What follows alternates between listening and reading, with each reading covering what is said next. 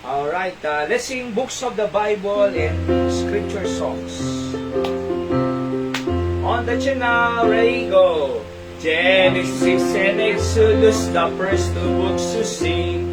Leviticus and Numbers, Deuteronomy, Joshua, Judges, Ruth, 1st and 2nd Samuel, 1st and 2nd Kings, 1st and 2nd Chronicles, Ezra, Nehemiah, Esther, Job, and Psalms, Proverbs, Ecclesiastes, Song of Solomon, Isaiah, Jeremiah, Lamentations, Ezekiel and Daniel, Hosea, Joel, Amos, Obadiah, Jonah, Micah, Nahum, Habakkuk, Zephaniah, Haggai, Zechariah, and Malachi.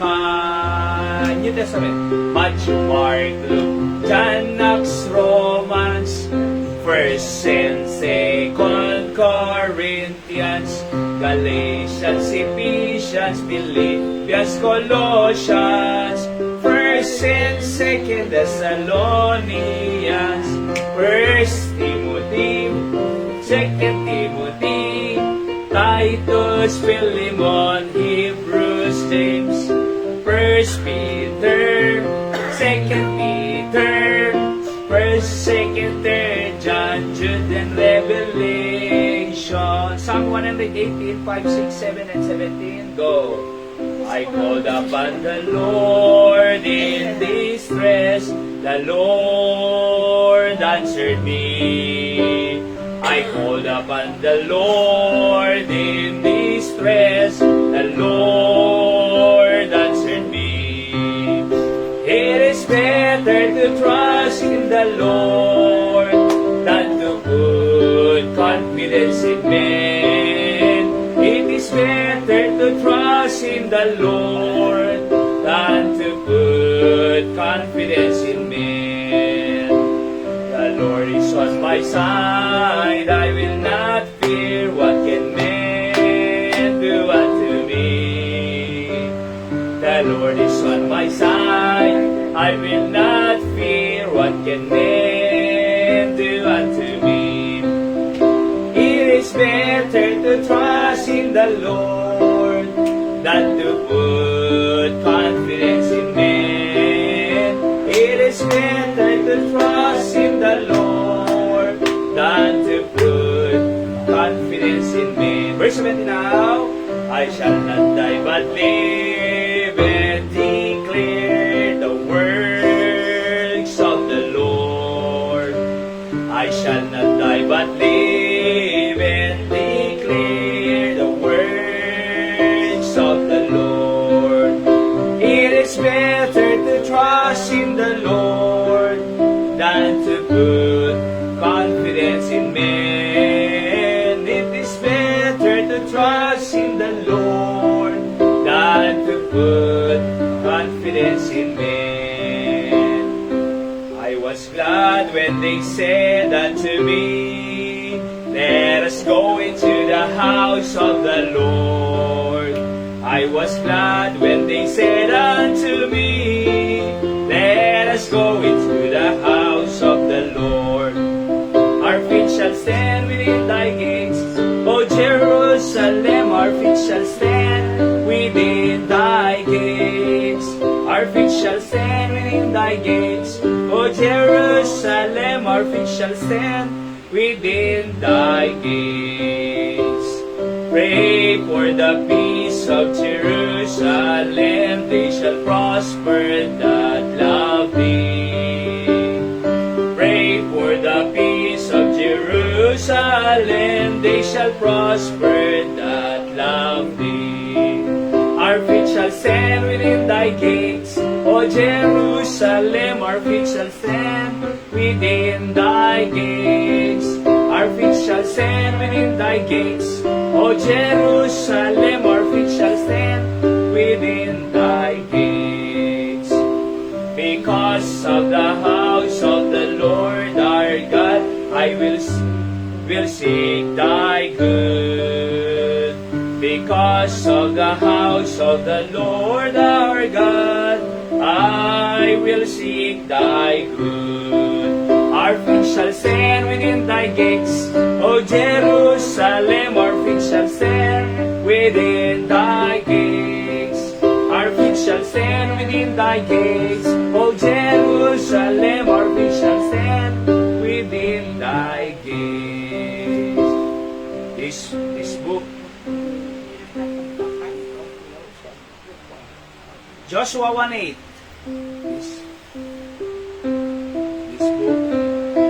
This book of the law, go. This book of the law shall not depart out of thy mouth, but thou shalt meditate therein day and night, that thou mayest observe to do according to all that is written therein. For then thou shalt make thy way prosperous, and then thou shalt have good success. This book of the law shall not depart out of thy mouth, but thou shalt meditate therein day and night, that thou mayest observe to do according to all that is written therein. For then thou shalt make thy way prosperous, and then thou shalt have good success. Psalm 89:1. I will sing of the mercies of the Lord. Sing. I will sing of the mercies of the Lord forever. I will sing. I will sing.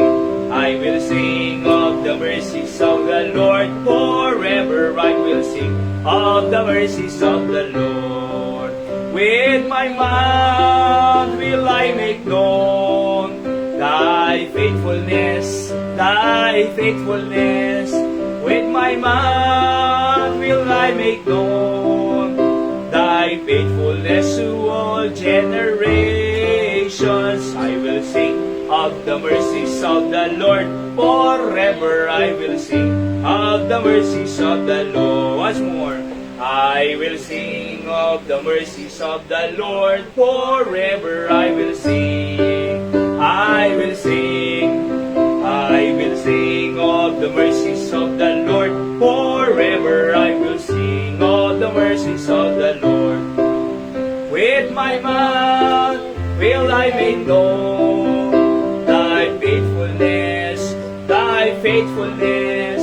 With my mouth will I make known thy faithfulness to all generations. I will sing of the mercies of the Lord forever. I will sing of the mercies of the Lord.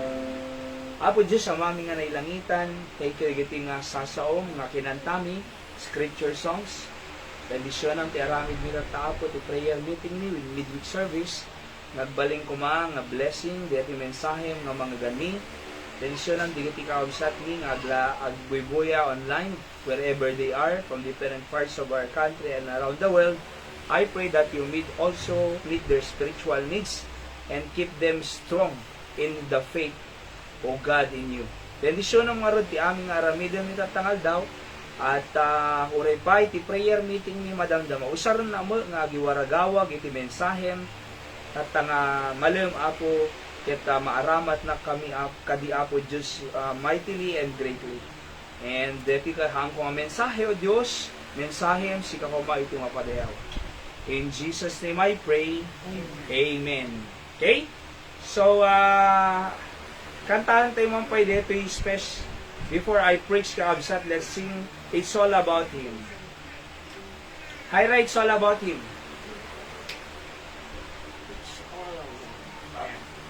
God put me here to honor Him.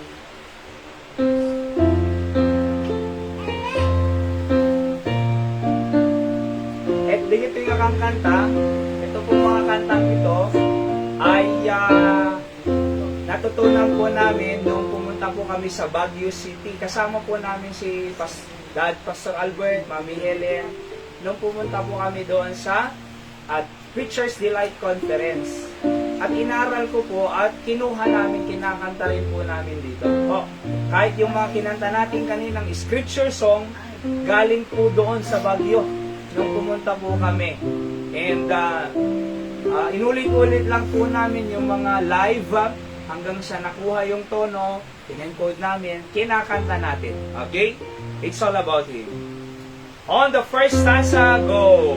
God put me here to honor Him, and so quickly I forgot.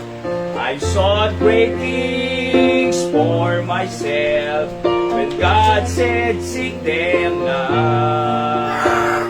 People say you live but once, so follow all your dreams. But God said, do His work today. Night is closer than it seems. Because it's not about me, it's all about Him. His words, His ways, His righteousness make His path bright and my path dim. Jesus Christ, my Lord, so that everyone may see that is Jesus in me. And may we all seek first His righteousness. If I did my very best, there'd be no cause to brag. Men don't need my righteousness, it's just a filthy rag.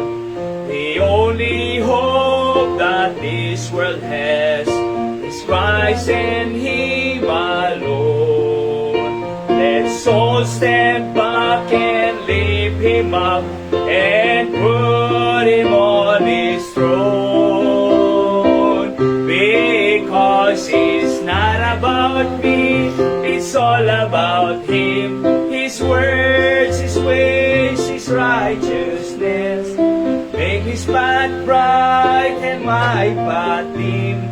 Jesus Christ, my Lord, so that everyone may see that is Jesus in me. And may we all sing first His righteousness. Because it's not about me, it's all about Him.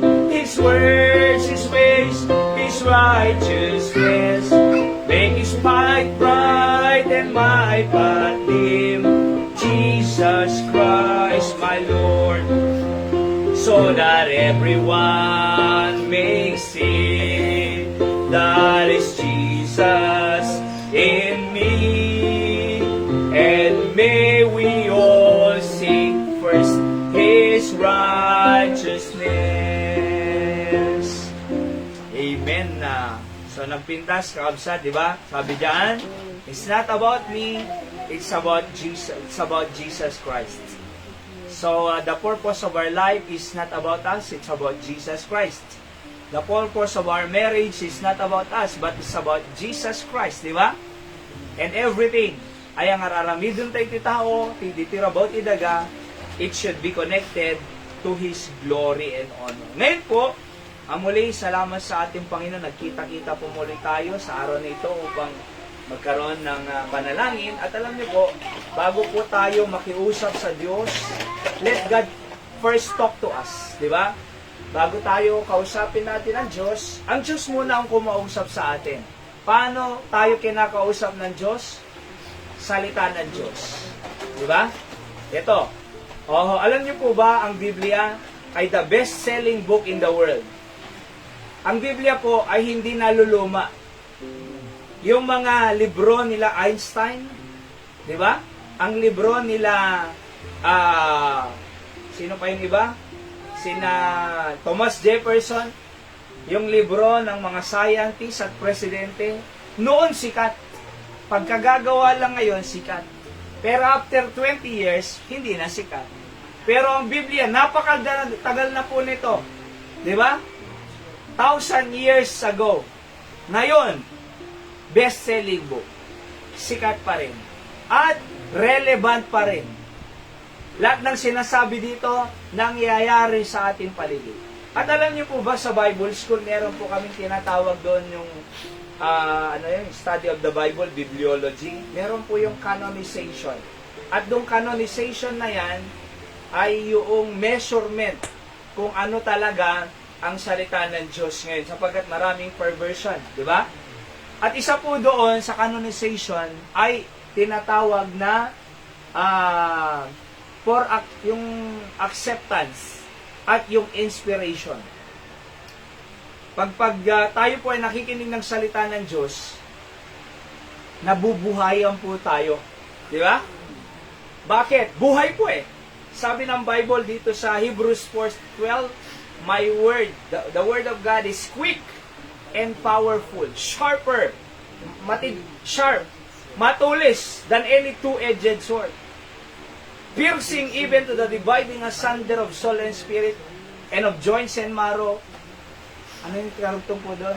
And it's a discerner of thoughts and intents of the heart. Sabi ng Bible. So tumutusok. Kaya nga masakit eh. Pag nakikinig po ba tayo ng salita ng Diyos, masakit po? Di ba tumatama? Pero okay lang yan. Ibig sabihin, buhay ka. Pag hindi ka na tinatamaan, patay ka na. Oo. Parang sa hospital po yan eh.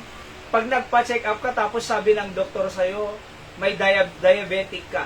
Anong sasabihin mo? Pabira ka naman, doktor eh. Nagpa-check up nga ako eh. Bakit mo sasabihin diabetic ako? Or high blood ako, may cancer ako? Hindi, di ba?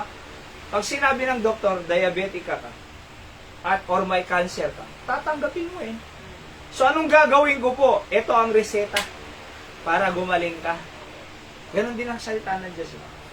Hindi yung tinamaan, na-offend, aalis na ako dito, pinapatamaan ako dito. Hindi nga eh, salita ng Diyos nga to eh. Holy Spirit, alright, ang tumatama. Bakit? Tinutuwid ng Panginoon ang ating buhay. Bakit? Gusto ng Diyos na haba pa ang buhay natin. Gusto ng Diyos na mahaba pa ang ating panahon dito at maging pagpapala pa tayo sa ating pamilya. Kinokorek ng Bible, ng Diyos ang ating pong buhay. Di ba? So, ngayon, pag sinabi ng doktor, ito sakit mo, tinatanggap mo. Ganon din dapat. Tinatanggap natin ang salita ng Diyos. Ano bang reseta ng Diyos? So, tinuturo po lahat dito. Okay? So, salamat sa Panginoon na meron tayong salita ng Diyos. So, ngayon pong hapong ito, pag-uusapan po natin ito, pray continuously. Okay? So, pray continuously. Basahin po natin ang ating text, Colossians chapter 4, verse 2. Ready, go? Continue in prayer and watch in the same with thanksgiving. So, sabi niya, continue in prayer. Tuloy-tuloy. Kasi pag tumigil ka na sa pananalangin, para mo na rin tinigil ang iyong paghinga. Sabi nga ng tao kay Charles Spurgeon anong mas mahalaga? Bible reading o prayer? Sabi ni Spurgeon sa kanya, tinanong niya rin Sabi niya, ano bang mas mahalaga? Inhale or exhale? Ha? Anong mas mahalaga? Inhale, exhale? Parehas Parehas. Di ba? So sabi niya, mahalaga ang pakikinig ng salita ng Diyos, pagbabasa. Mahalaga rin ang pananalangin. Kumbaga yan ang ating buhay. Pag huminto ka, ang prayer po paghinga yan Alright? Pag huminto ka, huminga, anong mangyayari sa'yo? Pag huminto ka, huminga, anong mangyayari sa'yo? Di patay. Pagka huminto rin po tayong manalangin, spiritually, mamamatay po tayo. Kaya nga ang taong hindi pa panalanginin, madaling impluensya ng sanlibutan, madaling pumunta sa kalooban ng diablo. So, sabi ni Paul dito sa mga believers sa Colossae, pray continuously. Continue in prayer. And watch in the same with thanksgiving. Watch tayo kasi maraming mga bad influences. Di ba? 1 Thessalonians 5:17, pray without ceasing. So in our introduction, can a believer live without prayer? No, di ba? Can we get by with a little prayer? No. Basi ang ararag. Oh. Pagka nanonood ng TV tayo, social media, 1 oras, 2 oras. Pag panalangin, 5 minuto, wala pa. 2 minuto, mahirap na eh. Segundo lang eh. Pag nanonood tayo, di ba? Ang tagal. Talagang movie marathon yan. Alright, pares tayo. Oho. Pero pag manalangin, kaunting minuto. Segundo nga lang eh. Pero ang gusto ng Diyos, tuloy-tuloy. Ako pinapractice ko po yan eh. Yung tuloy-tuloy na pag-pray. Kahit anong ginagawa mo, magluto ka, maglaba ka, magpray ka, maghugas ka, magpray, magpray. Ano man ang ginagawa mo sa maghapon, nananalangin.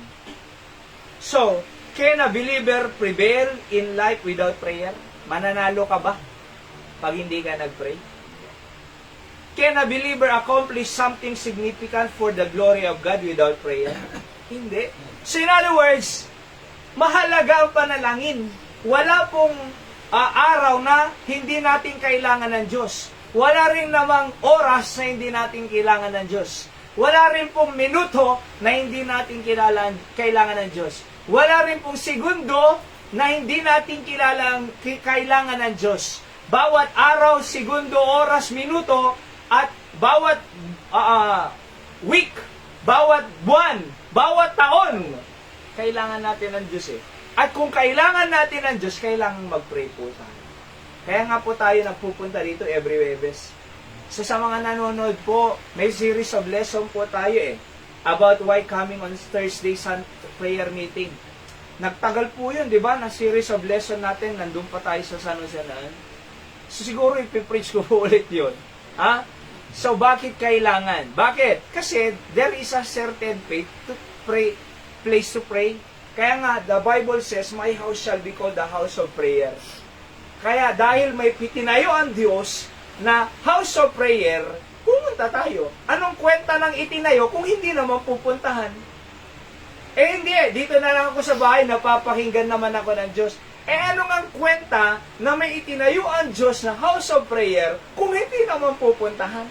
Parang ang nagpatayo ng malaking bahay, hindi mo naman tinutuluyan nung tapos na. Kung nagpatayo ang Diyos ng house of prayer, dapat puntahan po natin. Noon po, di ba? Ngayon po dito sa San Juan, kasi wala pa po tayo talagang kapilian. Ngayon, let's pray na meron din po magkaloob ang Diyos ng property. Di ba? Upang sa ganun, yun talaga. Sa katunayan po, dapat may altar call nga po tayo every preaching, after preaching. Sunday morning, Sunday night, Thursday night. Dapat nagpo-forward po kayo eh. Kasi wala naman po kayong po-forwardan. Di ba? Pag meron na lang. Alright? So, again, meron tayong pinupuntahan kasi hindi po tayo pwedeng mabuhay nang walang panalangin. Every Sunday or Thursday po, may series of messages po tayo about prayer. Di ba? Sunday School, series of messages about, tapos na tayo sa Doctrine of God, doon sa Soteriology, nasa Discipleship po tayo. Pag Sunday afternoon, series of messages about family, building a godly family. So iba-iba po ang ating pong pinupuntuhan bawat pagpunta po natin dito. So to address every need, di ba? So pray without ceasing is praying with what? Regularity, persistency, and consistency. Yan ang ibig sabihin ng pray without ceasing. Manalangin na walang tigil. Agkararag nga di agresat ko na ti Ilocano. So praying with regularity. Ano regular? Regular. Di ba? Kumbaga araw-araw. Kanayon. Persistent. Ibig sabihin, talagang you give effort to eat. Consistent. Di ba? Mahalaga po yung consistency. Hindi tumitigil. So this command speaks to the indispensability of prayer. You can't live without water. Tama? 70% of our body is water kunado. Di kita nurse. Your body is designed to operate in a certain way that water is indispensable to. Ganon din po ang ating buhay. Kung kailangan ng katawan natin ng tubig at mamamatay tayo kung walang tubig, tayo rin po kailangan ng kaluluwa natin ng panalangin. Kung hindi tayo mananalangin, wala. Mamamatay po ang ating spiritual na buhay. Malalayo po tayo sa Diyos. Okay? So kaya kinakailangan po tayong manalangin.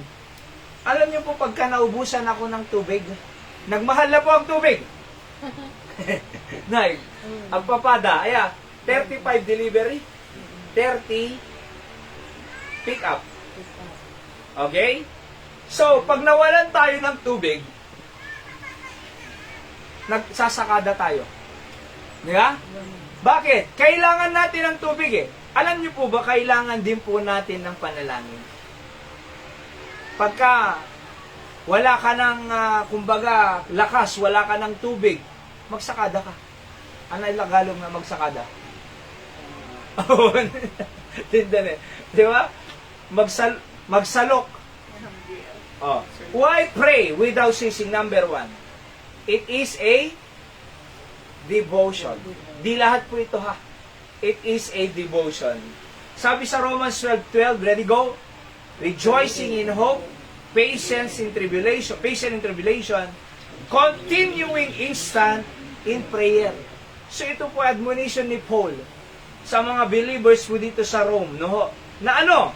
Continuing instant in prayer. Ano yung continuing? Tuloy-tuloy. At mangyayari lang po ang tuloy-tuloy kung meron tayong devotion. Ano ba yung devotion? Pag sinabing devotion, your heart is in it. Diba? Putting your heart to what you are doing. Putting your life to your prayer.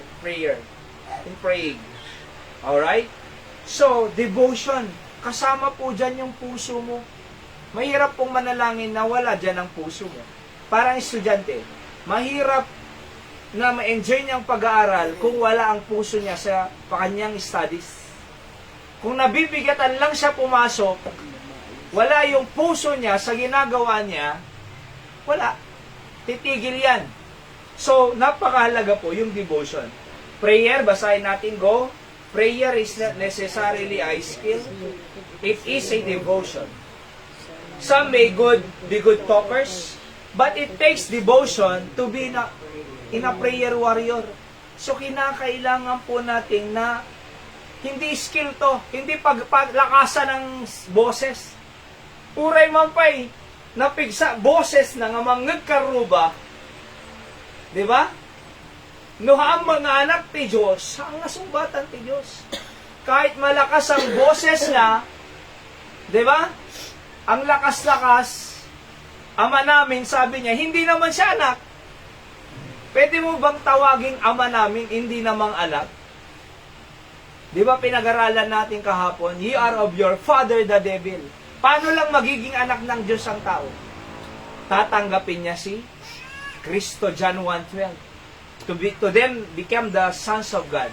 But as many as receive Him, to them gave He power to become the sons of God, John 1:12. So kung anak siya ng Diyos, pwede mong tawaging ama. Pero, hindi mo pwedeng tawaging ama kung hindi ka anak. Tama po? So bago mo tawaging ama, siguraduhin mong anak ka. Paano nagiging anak? Tinanggap, hindi dahil may rosaryo. Ang lakas-lakas ng panalangin, hindi naman, tapos sabi niya, sinasagot ng Diyos ang panalangin ko. Hindi Diyos ang sumagot niyan. Di ba? Ang Diablo nagpapala rin, baka akala nyo. Di ba? Pag tumaya ka ba ng loto at wedding, sabi mo, "Oy, answered prayer, nanalo ako." Hindi Diyos ang nagbigay. Kasi si Satan, nag-o-offer din siya. Matthew chapter 4. Dinala ang Panginoon doon sa bundok. Sabi niya, iwasambay mo ako, ibibigay ko lahat yan sa'yo. Sabi ng Panginoon, akin nga to eh. Ba't may ibibigay yung hindi iyo? Ako nga ang nag-create ng langit at lupa eh. Tapos sabi mo, ibibigay mo sa akin? Sambahin mo ako, sabi niya. Hindi, ako lang ang dapat sambay. Ang diablo po, nag-o-offer din yan. Kahit ilagay niya sa Biblia niya, merong lumapit sa akin. Ipanalangin mo nga itong numero ko, sabi niya. Nilagay sa Biblia. Nilagay sa Biblia. Ito yung numero ko sa loto. Pag nanalo ako, papatayo tayo ng malaking simbahan. Diba? Hanggang ngayon, wala pa. Pero alam nyo ba? Ang diablo, nagpipabilas din yan. Alright? Pero ang sinasabi ko po, mga kapatid, kinakailangan, anak muna tayo bago tayo manalangin. It's not about skill. Hindi pagalingan ng words sa panalangin. Sa katunayan nga, may kanta nga eh. Or meron ngang statement na, Dear Jesus, Dear God, Father God in heaven, sabi niya. Tapos, luha lang dyan, oh. Luha. Tapos, your son, kuna na, in Jesus' name, amen. Kahit luha lang, naunawaan na eh. May kanta nga eh. Tears are a language, God understand. Hindi kailangan ng pagalingan ng salita, wordings, flowering words, articulative words. Hindi. Bakit? Kasi devotion yan, ang importante sa Diyos, yung puso. It is better to have hearts without words than have words without heart. Di ba? Puso. Many Christians are powerless because they are prayerless. Ulitin nga po natin. Many Christians are powerless. Walang kapangyarihan eh. Parang talo lagi ang buhay niya eh. Parang kawawa lagi ang buhay niya. Parang inaapi lagi ang buhay niya. Kasi, because they are prayerless. Tandaan mo, anak ka ng Diyos. Sabi ko nung linggo, di ba? Sabi ng Panginoon, kahapon, all power is given unto me. In heaven and in earth. Go! Nung sabi ng Panginoon na go, wala tayong kapangyarihan, meron. Yung illustration ko kahapon kung si President Bongbong, sabi niya, ikaw na ang Chief of Police, appointed. Tanong, may power ba yung Chief of Police na yun? Wala. Meron. Sinong nagbigay? Presidente, according sa Constitution. Ang Diyos, kapangyarihan niya lahat langit at lupa nung sabi niya, go! May kapangyarihan tayo, wala. Meron. Kailangan lang natin i-exercise yung power na yan. So many Christians are powerless because they are prayerless. May kasabihan po tayo, more power, more prayer, more power. Less prayer, less power. No prayer, no power. Anong gusto natin? More power, less prayer. Ay, less power. No power. Anong gusto natin? More power, less power, or no power? More power. Kung more power ang gusto natin, anong kinakailangan meron tayo? More prayer. So paano mangyayari yun? Pray continuously. Di ba? Paano tayo magkakaroon ng power? Segundo lang ang panalangin natin. Baka nga magpipray na lang tayo sa church pag linggo at Thursday Pero pag Lunes, wala na. Pag Martes, wala na. Dapat, sabi ni Apostol Pablo, pray continuously. Di ba? Pray without ceasing. Kaya nga sabi ko po sa inyo, nagluluto ka, mag-pray ka. Naglalaba ka, mag-pray ka. Nakaupo ka, mag-pray ka. Nakatayo ka, mag-pray ka. Naglalakad ka, mag-pray ka. Nanonood ka ng TV, mag-pray ka. Ako po, pag nanonood na ako ng news, nagpipray na ako Ang gulo ng Pilipinas Minsan ayoko nang manood ng news sa Pilipinas. Sa Middle East na lang ako nanonood. Bakit? Dito, away-away. Duterte Marcos. Impeachment. killing, patay, flood control. Panay polluted na ang mga ano. Nagpe-pray na lang ako sa mga leaders na masolusyonan nila yan. May ma-expect pa ako na gagawin ng Diyos sa mga leaders. Kaysa pinapanood mo, nagagalit ka pa. Kinurap na naman to, nagagalit ka. Mag-pray na lang kaysa magalit, di ba? So alam nyo, bakit sa Middle East na nanood? Nandun yung mga prophecy sa Biblia. Yung mga mangyayari. Kung sasabog na ba yung Al-Aqsa Mosque doon, yung Dome of the Rock, para itayo na ang Third Temple, nasa Bible. Di ba? So, tandaan natin, kung gusto natin ng more power, kailangan more prayer. Many Christians are powerless because they are prayerless. On the other hand, prayerlessness signifies that we become carnal. Kung walang panalangin, nagiging carnal. Ano ba yung carnal? Fleshly. Carnal, di ba karne? From the word karne, flesh. Yung gusto ng katawan, hindi gusto ng kaluluwa. Ang gusto ng kaluluwa magsimba, ang gusto ng katawan matulog. Kaya ang hirap gumising. Ang gusto ng kaluluwa magsimba para kumain yung kaluluwa. Anong gusto ng katawan? Matulog eh. Flesh, karne, flesh. Anong gusto ng katawan? Pagkain physical. Pero ang kaluluwa gusto niya pagkain spiritual. So, pero kung hindi tayo mapanalanginin, nagiging karnal. Delighting in the things of the flesh rather than the things of the spirit. This does not mean that praying is all that you are doing. Ibig sabihin, hindi naman kailangan na yun na lang ang ginagawa natin, prayer. Ibig lang sabihin, ito, make this one of your commitments this year and in your entire life to devote yourself to prayer. So, ibig sabihin, yung pray continuously or pray without ceasing, dapat tuloy-tuloy ang panalangin. Hanggat may oras, hanggat may panahon, hanggat walang ginagawa.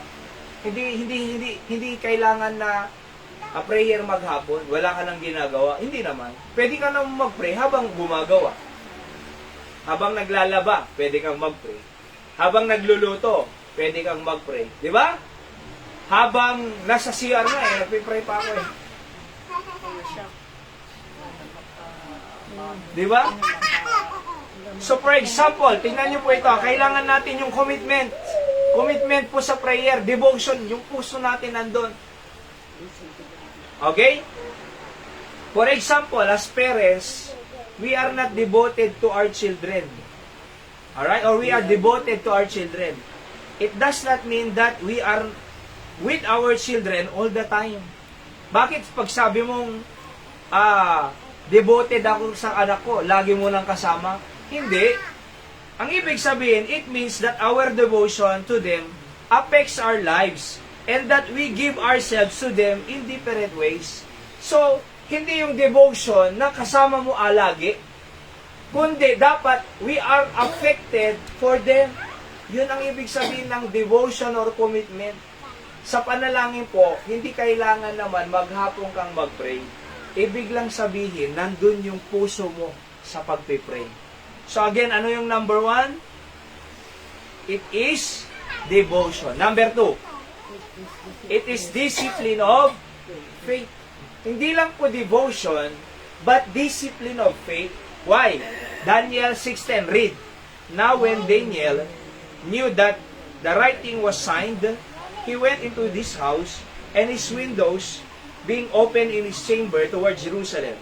He kneeled upon his knees 3 times a day, and prayed, and gave thanks before his God, as he did aforetime. Lagi niyang ginagawa eh. Alam niyo itong kwentong ito, si Daniel po kasi, ay nagtrabaho siya sa palasyo, alright, ng king. Ngayon, ito po ay during the Babylonian captivity, King Nebuchadnezzar. So, dahil nagrebelde ang Israel sa Diyos, gumawa ng maraming Diyos-Diyosan, dinivide ang kingdom ng Israel into 2 kingdom, sinakop sila, pinalo sila ng Diyos eh. Hindi matatalo ang Israel, pero pinapalo ng Diyos ang Israel. Paano ang pamamalo ng Diyos sa Israel? Hanggang ngayon, matatalo sila, masasakop sila. Babylonian captivity. Alright? Pero hindi matatalo ang Israel. Happy ending yan, kumbaga, sa pelikula. Mananalo yan. Kahit pa walang US dyan, Iran at Israel, mananalo ang Israel. Di ba? Happy ending yan eh. Pero, pag nagkasala ang Israel, gagamit ang Diyos ng bansa para paluin sila. Pag tumino sila, iaangat ulit sila ng Diyos. Ito ngayon, si Daniel, nandun siya sa palasyo. At ang kanyang, ang fourth time, sabi, as he did it a fourth time, ibig sabihin, ginagawa niya talagang manalangin, nakita natin, 3 times a day. Di ba? Ngayon, yung mga ibang leaders dun sa palasyo, gusto nilang siraan si Daniel. Gusto nilang palitan si Daniel. Wala ang kasalanan si Daniel masunurin siya sa mga law ni Nebuchadnezzar dahil masunurin siya, sabi nila, ito na lang, gumawa na lang tayo ng batas na against sa pananampalataya ni Daniel. Ano yun? Pag may nanalangin sa Diyos niya, ay itatapon sa Den of Lion. Amo yun, malagip yung po, Den of Lion. Ayan, okay. So, pinirmahan. Ngayon, sabi ng Bible, verse 10, now when Daniel knew that the writing was signed. Okay, hindi na pwedeng manalangin na. Bakit? Kasi napirmahan na ng hari. Anong ginawa ni Daniel? Tinigil niya ba? Kundi pray continuously ang title natin ha. Hindi niya tinigil. Anong ginawa niya? Ito, ang ginawa niya. His windows being open. Binuksan pa niya.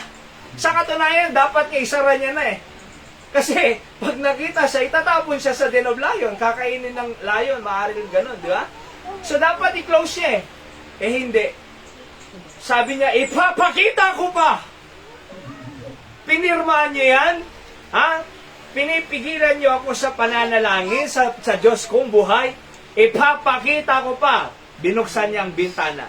At ang sabi ng Bible, being open in his chamber. Bakit toward Jerusalem? Kasi sa Jerusalem, nandun ang temple worship nila. Di ba?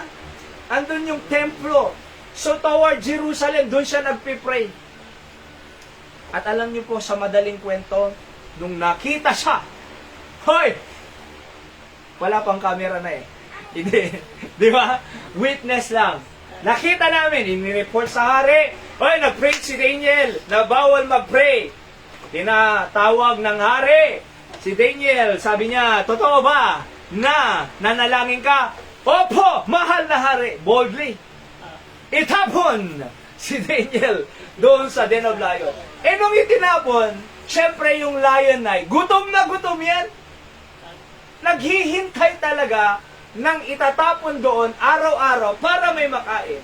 Ang tanong, nakain ba si Daniel?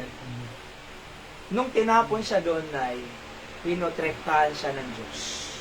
Tignan nyo alam niyo pag mapanalanginin ka, protektado ka. Amen. Oho, protektado ka ng Diyos. Hindi lang physically, protektahan ka pa ng Diyos sa tumataas na oil crisis ngayon. Sa tumataas sa bilihin. Amon, tay, ano dating yung maton? Gasol. Ngim mato, tay. Di, dati nga 900, 800 sa Haribo. 25 days lang yun ko na genius sa tay. 25 days na lang ang itatagal ng supply na dito sa Pilipinas.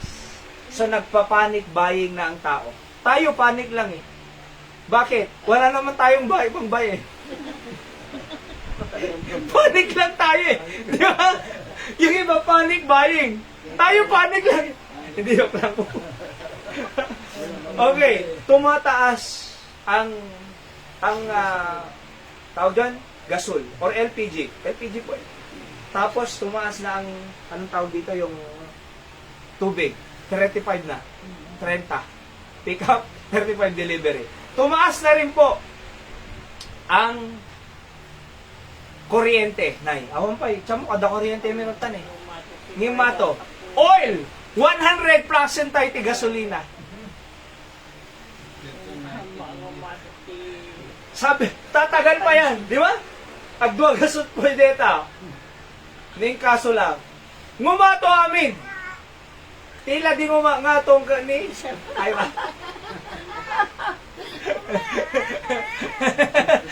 Pero mo yun, hindi na. Tataas lahat. Pero alam mo ba kung mapanalanginin tayo? Pro-protektahan tayo ng Diyos dito.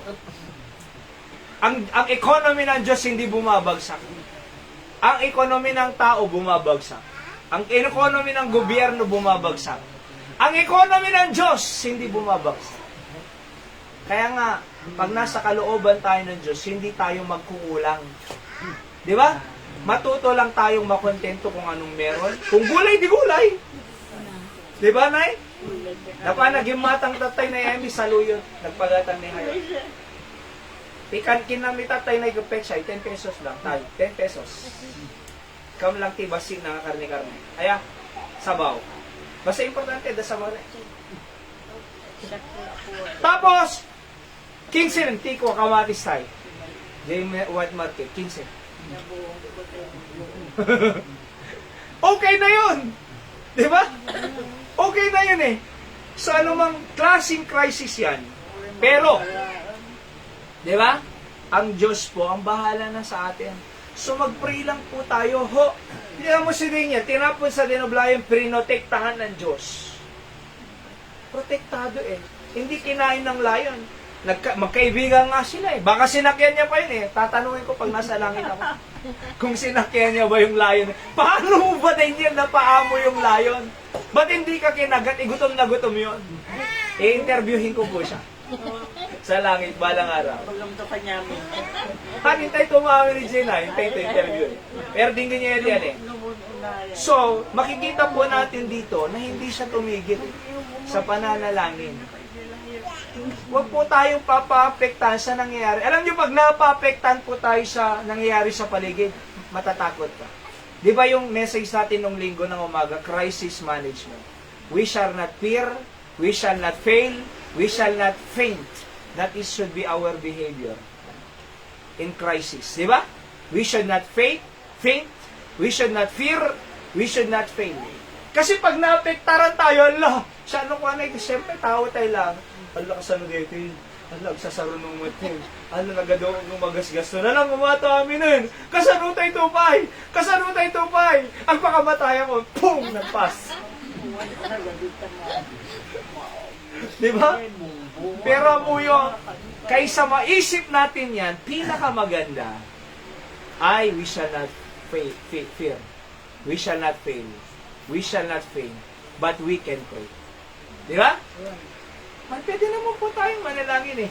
Why worry when you can pray? Bakit ka kailangan mag-worry kung pwede kang mag-pray? Pag nag-worry ka, hindi makakatulong yan sa'yo. Pag nag-pray ka, makakatulong yan sa'yo. Anong gagawin natin? Mag-worry o mag-pray? Mag-pray. Ayan o. Di ba? Makakatulong eh.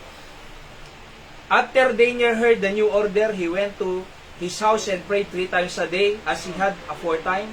No circumstances cause him to stop or abandon prayer. Kahit anong mangyari. Kahit mayroon pang batas yan. May batas na eh. Bawal mag-pray. May batas na. He violated the law of the land. But he respect the law of God. Alam niyo po, may pagkakataon, if we violate the law of the land for the sake of the law of God. Di ba? Sabi ng law ng land, divorce! Sabi ng Panginoon, what had God joined, put together, no man put asunder. Di ba? Legal ang abortion, pero sa Diyos kasalanan ng abortion. Sa batas ng tao, same-sex marriage. Sa batas ng Diyos, kasalanan ang magsamang dalawang lalaki na mag-union. Di ba tayo? So alam niyo po sa totoo lang, pag Lucas City preaching, na pumapatay si Meta si Facebook, pinapatayin niya na yun. Alright? Sa the policy lang. No, mamuhi din ganyan yan. Alright? So, we still preach the truth. Kasi, kailangan protektahan natin ang ating pamilya. Pag nag-conflict ang law ng Diyos at law ng tao, anong susundin natin? law ng Diyos. Sabi ng asawa mo, huwag ka nang magsimba. Lagi ka na lang dyan. Sunday morning, Sunday night, prayer meeting. Huwag ka nang pumunta. Eh sabi ng Panginoon, I obey God rather than men. Ang Diyos, lagi nating kasama. Ang tao, pag namatayan, hindi mo nakasama. Di ba? Eh, mas maganda, ang Diyos ang lagi kong kasama. Pwede kang iwanan ng anak mo eh. Hindi ka napapansinin eh. Saka na lang uuwi ang pag namatay ka na. Yan ang masakit na katotohanan sa marami. Pero ang Diyos hindi kayo iwanan. Kaya alam niyo po, pinakamaganda, kung conflict ang pamilya mo sa Diyos, susundin mo ang Diyos, kahit ano pang sabihin mo. Katulad ni Daniel, may batas na, pero irerespeto ko. I will reject the law of men, respect the law of God. Praying will keep you away from sinning, or sinning will keep you away from praying. Magpili ka. Yung panalangin, ilalayo ka sa kasalanan. Pero yung kasalanan, ilalayo ka sa pagpipray. Anong mas gusto mo dyan? Praying will keep you away from sinning, or sinning will keep you away from praying. So, mas magandang mag-pray para malayo ka sa kasalanan. Hindi yung nagkakasala na lang, ilalayo ka sa Diyos. There is always a distraction, sabi ko dyan, to prayer. Maraming distraction para hindi ka mag-pray. But only a discipline of faith can keep you to pray. Maraming distraction. Bakit ka mag-pray? Marami kang trabaho. Pero kahit marami kang trabaho, maglaan ka pa rin mag-pray. Kaya nga, pray without ceasing. Anong tawag doon? Paano ka makakapanalangin kahit marami kang trabaho? Discipline. Ako po, may prayer po kami every 9:30 in the morning and in the afternoon and in the evening. Pray therefore the Lord of the harvest that He may send forth laborers into His harvest. So, discipline. Number 3. Huli muna po ito ha. It is, ano yung una? It is devotion. It is discipline of faith. Number 3. It is duty of faith. Basahin nga po natin. 1 Samuel 12:23, go. Moreover, as for me, God forbid that I should sin against the Lord in ceasing to pray for you, but I will teach you the good and right way. Ito po si Samuel, propeta ng Diyos. At alam niyo po, sabi niya, huwag naman sana, God forbid, huwag naman sana, na I should sin against the Lord. Magkakasala ako sa Diyos pag tinigil ko, in ceasing to pray for you. Alam niyo po ba, magkakasala rin po ako sa Diyos pag tinigil ko kayong ipag-pray? Kaya nga kahit nasa Batak ako pinagpipray ko kayo. Kahit nga nasa Makati kami, nung nasa Makati kami, naalala ko kayo. Praying. Nung nasa Baguio City kami, kayo pa rin po ang nasa isip ko. Di ba? Kahit nasa Isabela kami, nagpipray. Kaya nga nagdi-daily words of encouragement ako kasi gusto kong maging pagpapala Ngayon, sabi ni Samuel dito, wag naman sana, God forbid, na magkasala ko kung ititigil ko ng ipanalangin kayo. Kaya tuloy-tuloy po, panalangin sa bawat isa. Di ba? Ganun din naman po, sabi ni Apostol Pablo sa New Testament, pray for us, brethren. Di ba? Ipanalangin nyo rin po kami. Kasi pagka kami ay inatake ng dyablo at nawala na ako dito, di ba? So, ipanalangin nyo rin po kami. Ephesians 6:18 read, praying always with all prayer and supplication in the Spirit, and watching thereunto with all perseverance and supplication for all saints. Makikita nyo, praying always. Ano po ang ibig sabihin ng always? Kanayon, nagkarkarara. So, duty. Pag sinabing duty, dapat gawin. Ang responsibility, pwede mong i-delegate Halimbawa, pag may able mag-preach, ikaw nga muna mag-preach. Responsible ako, pero pwede kong i-delegate ang responsibility. Pero ang duty, hindi ko pwedeng i-delegate. Gagawin ko talaga yan, duty. Yan ang difference ng duty at responsibility. So pag duty, si Tatay Amante, nag-maintenance si Sona EDJ St. Cecilia. Duty! Nung naka-duty ka, mabalin mo talawan, di pwesto, naka-duty ka rin din. May security guard, naka-duty. Tapos natakawan, tayo ibang bantayan na tayo. Kay Sona naka-duty. Kasano? Wala na. Kasano? Nga natakawan. Awang mutso na kay mana. Imano na pa nagkape. Padik. Di ba lang itugot kape? Ay, Nakatulog pa yung duma. nakaturog pa yung duma eh. Di naka out of duty. Parang yung isa sabi niya, kunana ka, amo! Kunana tayo. Huwag na po kayong tumuloy mag-aeroplano. Huwag na kayong tumuloy mag-fly. Napanaginipan ko! Sabi niya, nababagsak ang aeroplano, kunana tayo. Huwag na po kayong tutuloy. Napanaginipan ko! Nababagsak ang aeroplano. Anong sabi ng boss niya? Tanggal ka na! Bakit? Nanaginip ka, nagka-duty ka? Nanaginip ka? Duty ka? Tanggal ka na! Kaya alam mo, tandaan natin, duty na mag-pray. So, sabi ko dyan, it is a sin if you don't do your duty to pray. Ako nagpipray sa inyo, ipagpipray nyo rin po kami. So, it is a sin if you don't do your duty to pray. Kaya nga napapahamak ang anak natin at mga kabu-kapo eh. Kasi walang nagpipray sa kanila.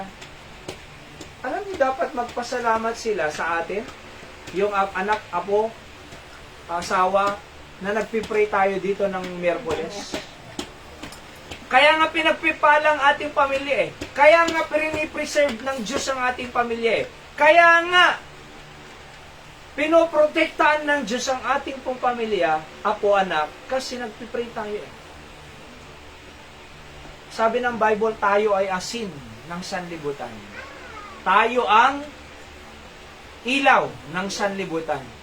Si Joseph, the dreamer, dito sa Bible, alam niyo kung bakit na-preserve ang Israel?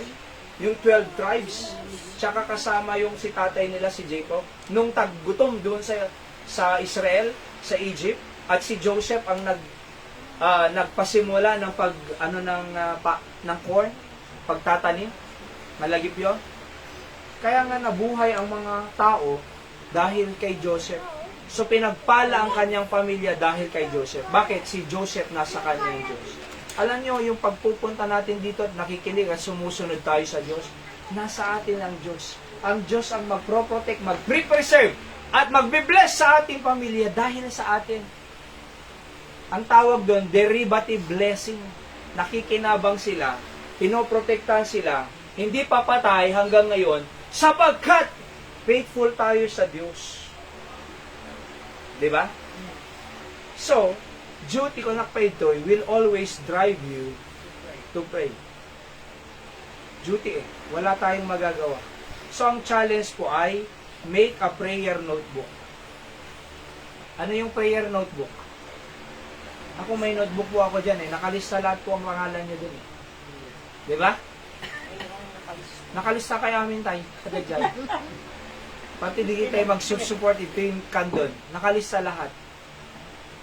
Oho. Tsaka lahat ng may sakit nandun. Nakakilala ko ah. So nakalista, may prayer notebook. So, pag-pray natin, lista natin, kuha tayo ng notebook. Kaya nga pag may birthday, nagbibigay tayo noon ng notebook eh. Bakit? Listahan yun ng panalangin. Hindi listahan ng utang. Panalangin. Listahan po yun ng panalangin. Alright? So pag-pray natin yung lote, bigyan tayo ng Diyos, pag-pray natin yung pamilya natin, anak natin, pag-pray natin yung lahat, di ba? So, yun po, make a prayer notebook. Aksyon ng So hanggang dyan po muna tayo, tutuloy na lang po natin. Sa susunod ay delight naman. Okay, let's pray. Ano yung tatlo? D? Devotion. Ano pangalawa? Discipline of faith. At duty. Duty of faith. Let's pray. Dakilang Diyos, salamat po sa inyong mensahe na napakinggan po namin ngayon. Bless niyo po sa aming buhay ang mga ito. Tayo po ang maitas at may puri sa lahat. Bless niyo po ang aming pong natitirang oras ngayon sa aming prayer time. Please, in Jesus' name, I pray. Amen. Okay? So, prayer time po tayo. Ako muna po, let's pray for one another. Ano po, na patuloy na bigyan tayo ng lakas ng ating Panginoon. Pag-pray tayo, iti the home church tayo, Pastor Sam Rafael, the leadership na kin good health, masaksakit ni Pastor. And of course, si Pamiliana, Kenji members, si Barani, Batakilocos Norte, I bless si Apo, as they are helping and supporting and praying for our ministry here in Candon. And, anapay, pag-pray tayo, of course, the Nanay Dora, at ma-regain the DG 7 hectares lote da, ito yung Bagani Ubog. Let's pray for her family, of course ni Christopher nga maka-street firefighting department sa US as a firefighter, and also Tatay Jojo hindi kiti kausada, may Majang, may Linda, may Raymond, may Richie. Alright? So pag-pray rin po natin, of course, si na Ma'am Rewelyn naka-ada Sumida American, good health. At ti Apo mang bless kanya ada kakabsat. Ma'am Rewelyn, gali nato saksakin ng ti Apo sa lunat na. Of course, lagilian mo siblings, Ma'am Rose, Ma'am Mildred, Ma'am Estrel. So they are helping our ministry here. Let's pray for their help and blessing kakabsat ti Apo. Okay? And nilanang ko, ada sis na Gillette Kidney, Tessie de la Cruz, karkararal tayo latamot nga matunaw ko ma. Di sis. Ayan ay. Hindi na din nga laboratory na last week, ada kami dyan ito eh. Mataas yung kanyang hemoglobin naman. Positive ni kano. Sa lumayin ko ma, inana. Okay naman. And ni Zek ay pampa natin nag-uyuyap, di kito binminay, pati Zeb. Tag-uyuyap pa natin. Napangtan pina-check up din yung awang kano mo rarit na. Clear ka mo lang. And pag-pray natin yung mga nasa Middle East, member di Barani, Brother Jesse, Sister Linda, hindi sila makauwi. Na-postpone, na-adjust. Kasi gera tayo. Di Dubai, na bomba, di airport. So hindi sila makauwi. Pero pag-pray natin makauwi. Mga papauwi galing sa Middle East. Okay? At ano pa? Pag-pray natin na matapos na ang gera sa Middle East kasi po, 2 gasolton iti gasolina. Among malpasugera pag natapos na yan, ang bababa lang po talaga dyan, oil. Pero yung mga tubig, hindi na bababa ang tubig. Hindi na rin bababa ang ibang bilihin pang tumaas. Kasi tumaas na eh. Di ba? Ang bababa lang po dyan, oil. Kaya pag-pray natin na matapos na. Opo. Matapos na po. Ay, nanghingi na water ng oil di Saudi. Okay, so let's, ano pa? Sino pa? Pag-pray po natin ang Diyos magbigay sa atin ng lote, property, para meron tayong, patayon ng Church. yes, church. Or ito bibigay ng Panginoon. Let's pray na ang Diyos ang magpala. And, ano pa? So, si Kanay, Naomi. Yan. Salon ako, pastor, kay Apo. Apo. Okay. Baran mo makapagpasada po eskwela. Okay. Mga niti, end of class, Nay. Tuno, 31 ti graduation na, Barbie. 31. Ni Anthony. 31. April 1, awanan, end of class. 31 mo tikwa di ako. Aje college aking gara tapos ti April. So pagprete, di ka po ko ni Nanay Emmy, Andoy, Anthony, Barbie, hindi kita ubig. Abang ko dua. Dedua ni Iliana ken Iliana. Isang. Iliana kini Isang. Okay, si Kanay. Gusto namin. Ayan, wala talo. Kausap mo ya. Pagsak, Sino nga talo na? apo, Ay, apo. pag Milay, si syempre. Eldest. Di dua nga bagyo. Okay. May kaalo ni Dayjay, Lay. Santo dagi dua nga babae. Okay. Santo Jay na uli, 31. Yan doon. Mag-pray po natin. Tayo mante. Pati na kami mo Siyempre, ang good health mo na. King ado ko mamalakong madagan. Kay maalam ko kung matay 10,000 mo nga pension mo.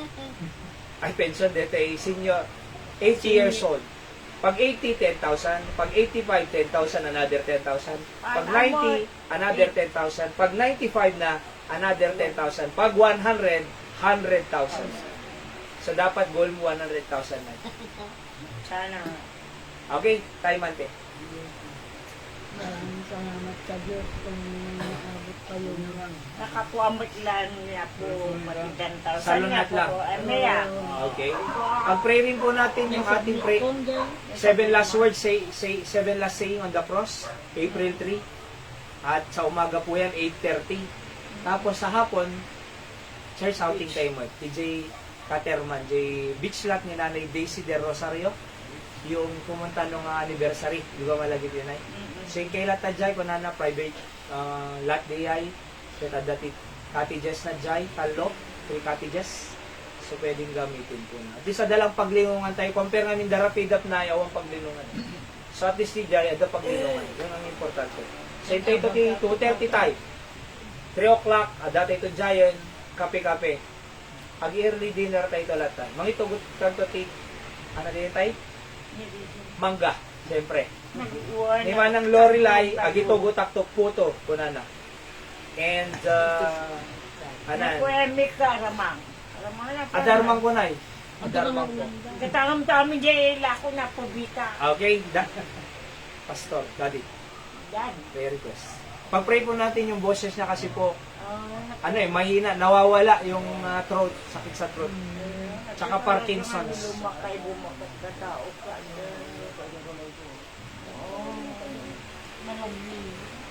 Opo. Malamin ka na, oh. Then, so, Ano pa po? Ano pa po? Daddy. Yung Parkinson's po at saka yung throat. Yung po ang thorn of the flesh. Balayan. Okay. Si Mami Helen. Sakit ni Bulsa, awan. Awan. Dako namut,